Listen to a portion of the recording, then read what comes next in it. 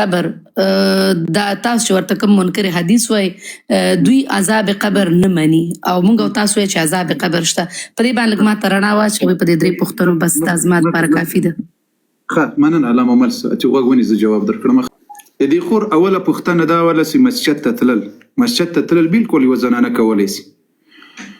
په داسې حالات کې کولی سي چې دې ته امن وي او پیتنه نه ځینې پیدا کېږي سینګار نه کوي او په هغې ټولنه کې دغه عمل وي. اوس مثلا د پیغمبر علیه الصلاة والسلام په زمانه کې زنانه وي مسجد ته تللې د زنانه و بیل مسجد و په لمانځه کې به اشتراک کول چونکې هغه زمانه کې فتنې نه وي فساد نه و او د تعلیم دپاره به هم تللې چې د نبي علیه الصلاة والسلام نه څه شی زده کړي او څه تعلیم واخلي. بیا وروسته عائشه رضی الله عنها وایي کله وخت کې چې د زنانه و مسجد ته تلل کې رواج یعنی سینګار را شروع سول ځان به سینګارول لکه واده ته چې یا بل ځای ته نو بیا عائشه ام المؤمنین رضی الله عنها وایي که چیرې نبي علیه السلام ژوندی وای او دغه حالات یې لیدلی وای زنانه به ټولې له مساجدو منع کړي. اوس ګوري که په یو ځای کې د زنانه و مسجد وي امان وي ورته نو په مستور حالت کې دوی بالکل په هر لمانځه کې ګډون کولی شي. خدا هم یاد وساتئ پیغمبر علیه الصلاة والسلام وایي د یوې زنانه دپاره په خپل کور کې لمونځ کول دا د دې دپاره بهتر ده تر مسجد نه. پیغمبر علیه الصلاة والسلام وایي د یوې زنانه دپاره په خپل کور کې لمونځ کول او په خپل کور کې یو ځای انتخابول د لمانځه دپاره دا وایي د دې دپاره بهتر ده له دې نه چې دا مسجد ته لاړ شي مسجد کې لمونځ وکړي. اوس ګرانې خور یو اجازت ده مسجد ته تلل بالکل دا کولی شي چې لمانځه کې ګډون وکړي دا د دې دپاره مباح ده لیکن اوس بهتري په څه شکل بهتري د دې دپاره په دې کې چې دا په کور کې لمونځ وکړي دا د دې دپاره بهتر اولا او افضل ده. دا یوه خبره. بالکل مورجانې هندي فلمونه ورسره مه ګوره مورجانې ترکي سریالونه ورسره مه ګوره خورجانې انګریزي فلمونه ورسره مه ګوره مورجانې موبایل په لاس کې مه ورکوه خپلو بچیانو ته دي مورجانې لږ سخکي ورباندې راوړه په ماشومانو دي ځکه بیا چې دوی رالوی سي بیا به ټول عمر ورسره بېغمه به وي بیا به دې زړه درته مطمئن وي. دا مه کوه چې ته خپل ژوند و زندگی ته خلاصه سي دوی ته فلم چالو کړي دوی ته موبایل په لاس کې ورکړي دوی په قسم ناروا ډرامو باندې اموخته کړي له ماشوموالي نه. متاسفانه نن د موږ ډېر پلرونه دي ډېرې میندې دي له خپلو ماشومانو سره په کور کې ناست وي د غوا د زمنو فلمونه ګوري د هندوانو ډرامې ګوري د ترکي سریالونه ګوري یا د امریکایانو فلمونه یا د نورو ځایونو انګریزي فلمونه او ډرامې له خپلو بچو سره ګوري. مورجانې ته بیا پوهېږي چې دا بچی دې رالوی چې بیا به د تا احترام به نه پیژني مورجانې د تا قدر به نه پیژني بیا به درته وایي ډېډه دماغ دې کار نه کوي بابا انجن دې کار پرېښی ده په دې سترګو مو قسم په الله خلق لیدلی دي کله چې فلمونه له خپلو بچو سره په ماشوموالي کې کتلي دي انډیوالي یې ورسره کړې ده بیا به یې پلار ته د ډېډ اواز کول کله چې د ډېډ اواز ورته کول چې ورته رالوی سول د خبرې سول بیا به ورته ویل پلار دې تا انجن کار نه کوي دماغ دې کار نه کوي الله نه کیږي په الله قسم په کور کې سي مسؤله یې سي اره خوري د مور صفت لري د خور صفت لري د لور صفت لري سي مسؤله یې رسول الله درته وایي ته مسؤله یې ته د دې کور ساتونکي او حفاظت کوونکي لکه یو شپون سیرمه لري پسونه لري او بیا د دې خپلو پسونو ساتنه کوي له لیوانو له سپو له ګیدړانو له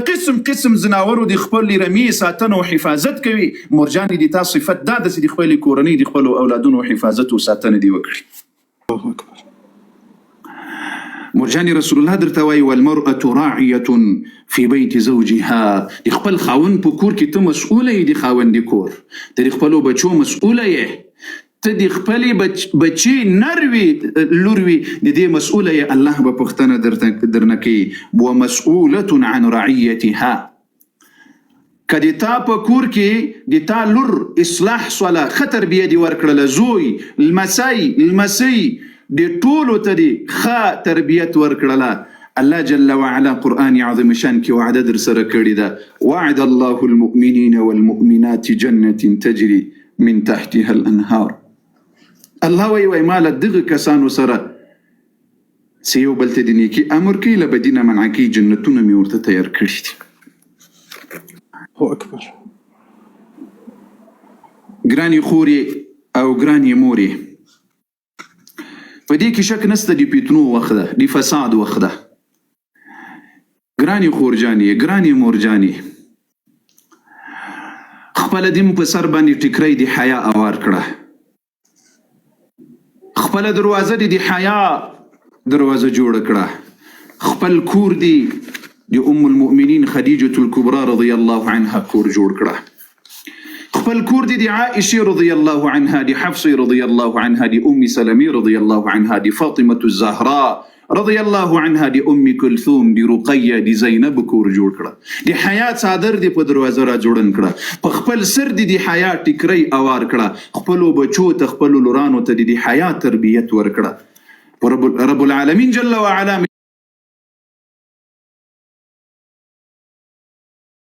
دی قسمی په دنیا کې بم سر لوړی او په آخرت کې بم سر لوړی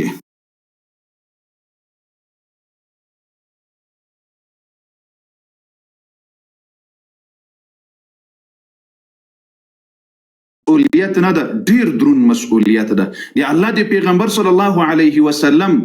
دی خبرې کې تاسو فکر وکړیا کلکم راع وکلکم مسؤول عن رعیه بیا په دې بل روایت کې پیغمبر علیه السلام خاص وای والمرأة خزسده زنانه سده مور یې خور یې لور یې د کور د فامیل مسیره یې پیغمبر علیه السلام درته ویلي دی چې مسؤولة عن رعیتها مسؤوله یې د خپل کور د خپل فامیل د دې پوښتنه به رب العالمین جل وعلا درنه کوي کله چې د بچو په تربیت کې غفلت وکړل کله چې د بچو په تربیت کې سستی وکړله بیا به په دنیا کې مور سره په تکلیف وي په آخرت کې به دې مور سره په تکلیف وي تاسې وګورئ نن زموږ ډېرې خویندې دي متاسفانه خپلو بچو یې داسې تربیت کړي دي چې کله یې ماشوم ورته وزاړي موبایل په لاس کې ورکړي ټلویزیون ورته چالو کړي نه خیر خورجانې ځان په تکلیف کړه ورسره مورجانې ځان په تکلیف کړه ورسره الله سې تا ته درې ځلې پیغمبر علیه الصلاة والسلام ته صحابه وایي یا رسول الله په دنیا کې د چا حق در باندې رسول الله ورته وایي امک بیا ورته وایي ثم من یا رسول الله رسول الله ورته وایي امک بیا ورته وایي ثم من یا رسول الله بیا ورته وایي امک درې ځلې رسول الله ورته وایي مور دې تر هر چا په تا باندې حقدار ده بلکې بعضې روایاتو کې راځي چې د جنت دروازه ده مور بعضې روایاتو کې راځي چې د جنت دروازې د مور په رضا او د پلار په رضا کې دي که مور و پلار در ناراضي سول دا فضیلت سي رب العالمین جل وعلا په خپل دین او شریعت کې او رسول الله په روایاتو کې دا بهتري تاسو ښودلې د امت ته دا یې په دې نه ده ښودلې چې ته ترکي هندي انګریزي فلمونه له بچانو سره وګوره تکلیف به ورسره کوې ګرانې مورې 2-3 کاله او 10 کاله چې د له بچو سره تکلیف وکړل بیا به د دماغ په آرام وي بیا به د دا زړه درته درد نه کوي چې بچی مې د باندې تللی ده غلا ونه کړي بچی مې د باندې تللی ده زنا ونه کړي زه له کور نه بهر یم لور مې زنا ونه کړي یا میلمسۍ زنا ونه کړي یا بله بد اخلاقي ونه کړي یا بل څوک کور ته رانولي یا له بل چا سره ونه تښتېږي که دې په ماشومانو کې له بچو سره تکلیف وکړل بیا به د زړه په آرام وي دماغ به دې په آرام وي زړه به دې درته مطمئن وي بیا به دا احساس تا ته په راتلونکي ژوند کې نه کېږي چې تکلیف وکړې چې په کلي کې ځینې په تکلیف وي له خپلو بچو نه د باندې نه سې وتلی نن متاسفانه موږ ډېر داسې اولادونه لرو الله جل وعلا دې له موږ سره هدایت ورته وکړي الله دې د موږ اولادونو ته موږ ته خپله د موږ چې څوک اواز اوري رب العالمین جل وعلا دې د دوی فامیلونه ټول ورته صالحان او حیاناک ورته وروزي او ورته جوړ دي کړي خورجانې اوس ځان په تکلیف کړه ورسره له بچو سره دي ځکه ته د تخم حیثیت لري مخکې مې یو مثال درکړل د تا مثال د تخم ده دا خورما ونه نه ده په دې کې یو قسم خورما ده اجوه ورته وایي دا ډېره بهترینه خورما ده دا تخم چې د کله وکرل داسې راشنه سول بیا دا ونه لویږي کله چې رالویه سوه بیا حاصلات وکړي حاصلات چې وکړي دا حاصلات ډېر خوندور وي دا ولې خوندور راغلي وي خورجانې مورجانې پوهېږې ځکه د دې تخم اصیل وي د دې تخم له عیبونو نه پاک وي د دې تخم خراب نه وي نو خورجانې مورجانې د تا مثال د تخم ده غواړي چې په بجو کې د رب العالمین جل وعلا د دین خادمان د دین ستوري درکې امام ابو حنیفه رحمه الله مور درلودله د مور په زنګو کې را لوی سول امام ابو حنیفه رحمه الله لمورنا کمپیوټر ساينس شیخ الحدیث امام اعظم نو پیدا سوی مرجانی تربیت ورکړی وو امام شافعی رحمه الله امام مالک رحمه الله امام اوزاعی رحمه الله امام ثوری رحمه الله امام مجاهد رحمه الله امام عبد الله ابن مبارک رحمه الله امدغس امام احمد ابن حنبل رحمه الله امدغس تر دینن زمانی پوریسی دی اسلام ستوری دی موږ مخکینی ورستنی محدثین او فقها دي دا د مور په غی کې را لوی سوي دي دا په پانتون کې نه دی را لوی سوي دا په مکتبونو مدرسو سکولونو کې نه دی را لوی سوي دي مور په غی کې را لوی سوي دي مور تربیت ورکړی دا بیا رب العالمین جل وعلا داسې د اسلام ستوري ورنه جوړ کړي دي مرجان خالد ابن ولید رضی الله عنه امدغسی عمر مختار رحمه الله امدغسی دی بیت المقدس فاتح رحمه الله امدغسی دی دو امپراتوریو ماتون کی عمر رحمه الله امدغسی نور دی اسلام مریان مین دورا روزلی دی میندو تربیت ورکړی ده میندو وخت ورسره ضایع کړی و میندو هندي فلمونه ورته نه و چالو کړي میندو ترکی فلمونه ورته نه و چالو کړي میندو انګریزي فلمونه ورسره نه کتل میندو ماشومانو ته د خلاصون دپاره موبایلونه په لاس کې نه ورکول هغوی ځان ورسره په تکلیف کړی و چې دا د الله له طرفه نعمت تسې ماتې راکړې ده بیا مسؤوله یم د دې تربیت به زه ورکوم کله چې د تربیت ورکړل ارامه به وي خورجانې د تخم مثال مې د دې دپاره درکړل چې سر دې ورباندې خلاصي د هر قسم تخم که تاسو خیال کړی خورجانې چې ته کور کې دا ګندنۍ کرې نو ته به هلته یو چا ته وایې چې ورسه ماته یو بهترین تخم راوړه نو کله چې ته د ګندنې دپاره د بل څه دپاره بهترین تخم پسې ګرځې خپل ځان دی دا د تا بهترین تخم جوړ کړه ځکه چې بیا رب ته حاصل دی اولادونو درکړي بیا به په دنیا او په آخرت کې ورسره آرامه یې په تاسو باندې دعوت فرض خورجانې خپل کور کې دی دعوت وکړه خپل بچی ته دی دعوت وکړه والله بالله ثم تالله دا پتا باندې فرض ده چې دا تربیت خپلو بچو ته نن ولې دا جامعه فاسده ده نن ولې دا ټولنه فاسده ده ګوري خورجانې ګوري مورجانې پلاره تا ته وایمه تم د تخم حیثیت لري پلاره تم د تخم حیثیت لري دا نه داسې فقط مور و خور ته تم د تخم حیثیت لري تم لزانه داسې تخم جوړ که چې حاصل دی بیا بهترین حاصل درته راسي که د تا کې عیبي دا د تا تخم کې عیب ده بیا به د حاصل هم درته خراب وي تاسې وګورئ کله چې په کور کې اصلاح راغله دا جامعه څنګه اصلاح کیږي دا جامعه داسې نه اصلاح کیږي چې اوس د افغانستان په سر په نورو اسلامي هیوادونو په سر باندې له اسمان دی اصلاح یو آواز وسیسي افغانستان نور اصلاح سولی نور اسلامی هیوادونو اصلاح سولاستا اسلامی نړۍ اصلاح نه خیر دا ټولنه څنګه اصلاح کیږي دا فرد نه اصلاح کیږي که زه ځان اصلاح کړم ته ځان اصلاح کړې خورې ته ځان اصلاح کړې مورې ته ځان اصلاح کړې زه دلته د دعوت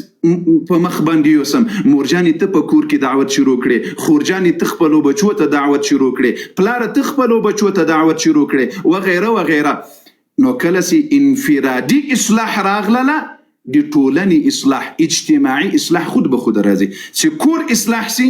کوڅه اصلاح کیږي چې کوڅه اصلاح سوه کلی اصلاح کیږي چې کلی اصلاح سول قوم اصلاح کیږي چې قوم اصلاح سول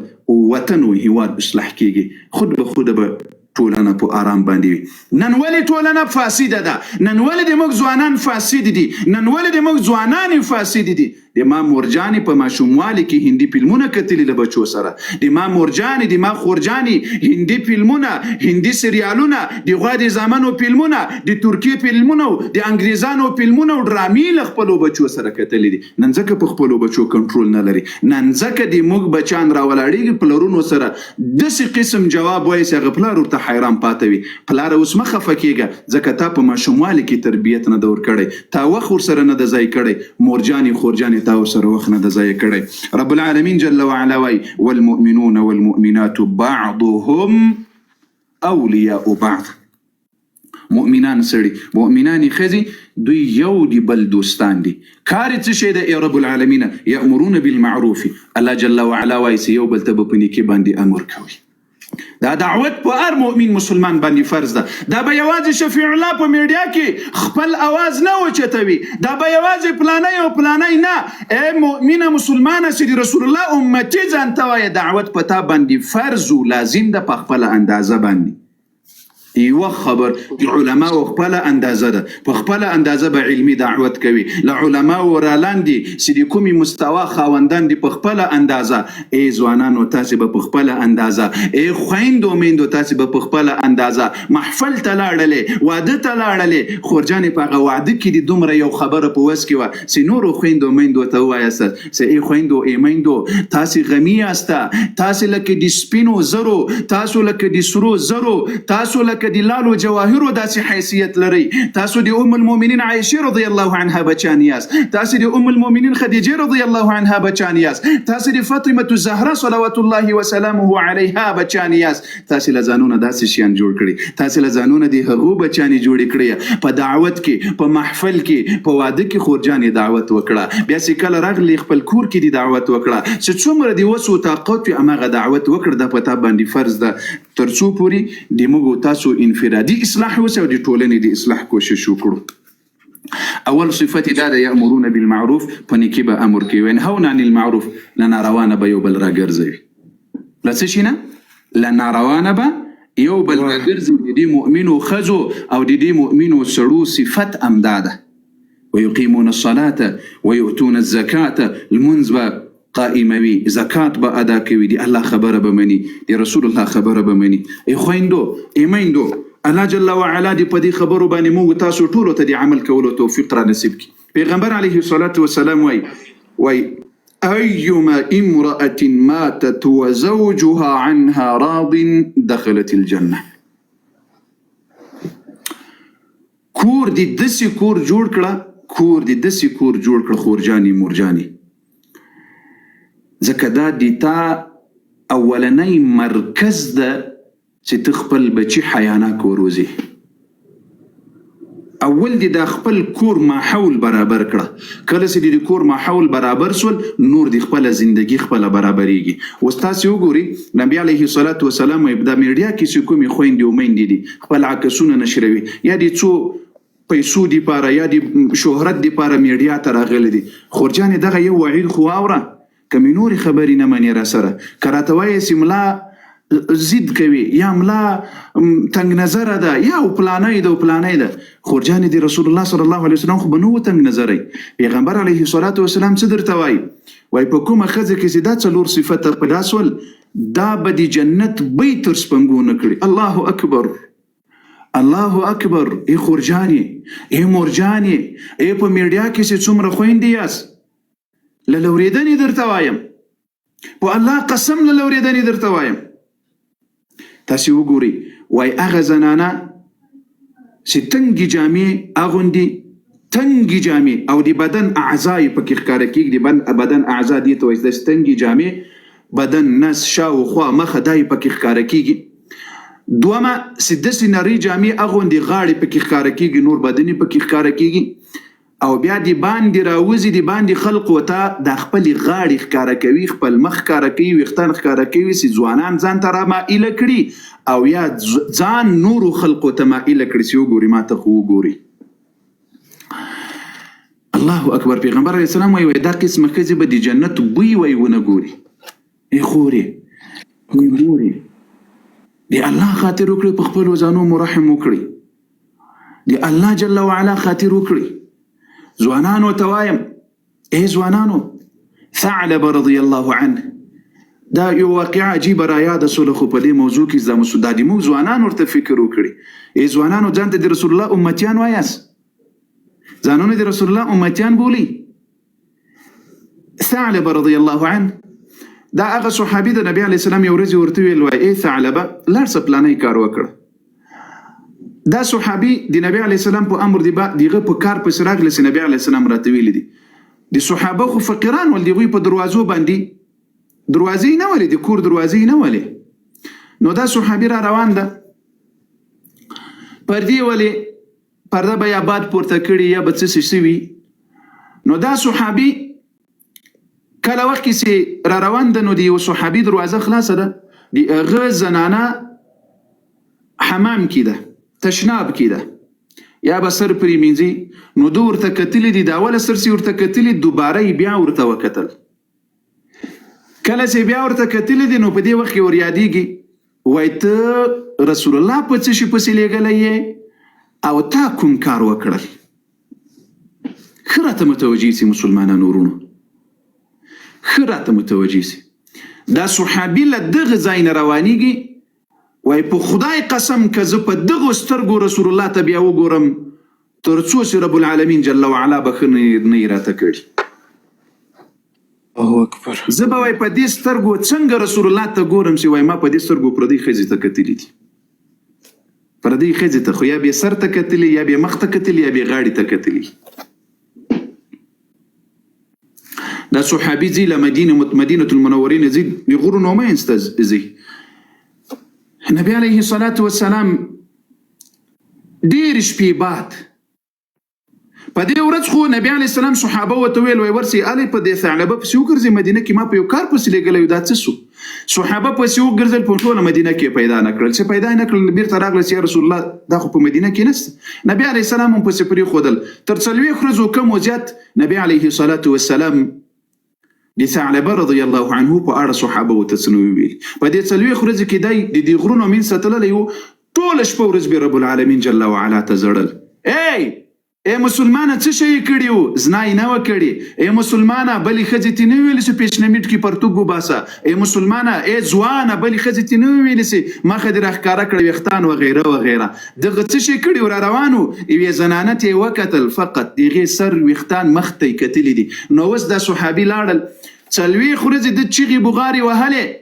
فقط دې خوا کې اعراب کوچان وغیره دا ورسره ول نو ماښام کې برکت سو له هغوی نه به یې 1 پیاله شیدې وخوړې نور به لاړل په دغو چغو بغارو به یې شروع کړي 4 ورځې بعد جبریل علیه السلام رسول الله ته راځي وایي ای د ما حبیبه الله سلام وایي ثعلبه پوښتنه وکړه ثعلبه چیرې ده رسول الله صلی الله علیه وسلم صحابه ورته وایي ورسې ثعلبه عمر رضی الله عنه د نور صحابه دي وګرځېدل شاوخوا منطقو کې کله چې دې غرونو ته راورسېدل دلته د دې کوچانو نه پوښتنه وکړه له خلقو نه چې کوم خلق اوسېدل وایي داسې یو کس ده که تاسو معلومات لرئ یا د تاسو خواته راغلی هغه ورته وایي چې داسې یو کس ته ټوله شپه ورځ ژاړي د دغه غرونو په منځ کې ده ماښام راځي موږ 1 پیاله شیدې ورکوو بېرته ځي هلته په زړه باندې دوی چې ورې لاړل ثعلبه رضی الله عنه ډېر په مریضي کې و ډېر په سخت حالات کې و په تکلیف کې و عمر رضی الله ورته وایي نور صحابه چې ثعلبه موږ نبي علیه السلام رالیږلي له ځله موږ سره ده ورته وایي چې زه نه ځم زه په دې سترګو نه غواړم چې د رسول الله صلی الله علیه وسلم مخ ته وګورم وایي رسول الله صلی الله علیه وسلم درپسې رالیږلي یو راځه نبي علیه الصلاة والسلام دې غواړي نه ورسره تله خو په زور یې ورسره بوتلل کله وخت کې چې کور ته لاړل دی مریض و نو په کور کې صحابه د مریضۍ په خاطر پرېښودل یو روایت کې راځي چې مسجد ته راغلل بل روایت کې راځي چې نه کور ته راغلل نو په دغه وخت کې پیغمبر علیه الصلاة والسلام پوښتنې ته کور ته ورغلل نبی علیه الصلاة والسلام چې کور ته ورغلل نو دی په تکلیف ولو مریض هم و ثعلبه رضی الله عنه ډېر سخت یې ژړل کله چې ژړل نبی علیه الصلاة والسلام یې په غېږ کې داسې سر راپورته کړل کله چې راپورته کړل ډېر سخت یې ژړل نبی علیه السلام ورته وایي ای ثعلبه څه شی غواړې ويا رسول الله هیڅ شي نه غواړم یوازې بخښنه د رب العالمین جل وعلا غواړم چې رب العالمین جل وعلا بخښنه راته وکړي الله اکبر په دې وخت کې نبی علیه الصلاة والسلام یې سر په غېږ کې نیولی د خبرې ورسره کوي جبریل علیه السلام راغلل جبریل علیه السلام چې راغلل نبی علیه السلام ته وایي چې یا رسول الله الله جل وعلا سلام وایي بعد له سلامه ثعلبه ته نبی الله جل وعلا بخښنه کړې ده مغفرت یې ورته کړی ده نبی علیه السلام چې کله له خولې ورته راوتل چې ای ثعلبه الله بخښنه درته وکړه الله مغفرت درته وکړل د ثعلبه له خولې نه فقط یوه په زوره چیغې راوځي او د نبي علیه السلام په غېږ کې روح له لاسه ورکوي له ډېره محبت نه چې کله یې د الله بخښنه غږ اواز د رسول الله له خولې نه واورېدل له ډېرې خوشحالي نه دی په زوره چیغه اواز کوي د روح له جسمه وځي او د نبي علیه السلام په غېږ کې وفات کیږي. دا وله رب سره مینه، دا وله پیغمبر علیه الصلاة والسلام سره مینه، دا وله الله نه ویره، دا وله الله نه حیا، دا و د پیغمبر علیه الصلاة والسلام امتیان، دا و د رسول الله صلی الله علیه وسلم صحابه. ما و تا ته راسه